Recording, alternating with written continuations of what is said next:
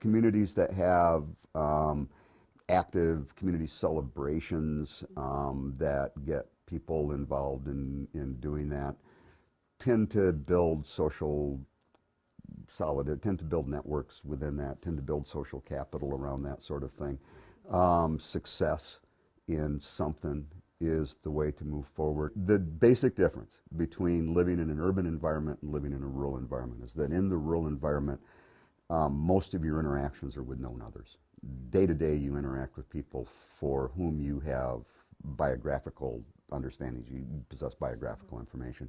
So that can interfere with doing day-to-day things. So when you live in a world where large numbers of people know a great deal about you, the safest adaptation you can make is to be demonstrably average. For that reason, it is not common for community conflict to be widely recognized and named within rural settings. But it's common for conflict to exist anywhere. Conflict's how we solve problems. Conflict's how we set up the basis for negotiation to come to agreements. Any change in the complexity of a social system is development.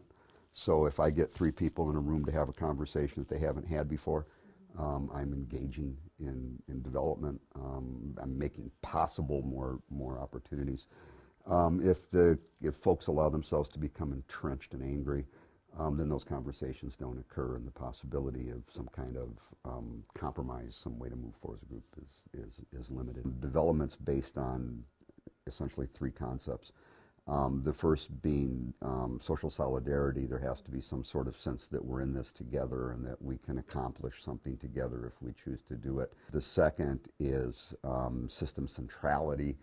Somebody has to know you're there. Nobody comes to your community and starts a business. Nobody moves there. Nobody builds a house. Nobody does anything if they don't know you're there. Finally, there has to be some kind of permeability within the community, within the system, such that information can come in and out of it.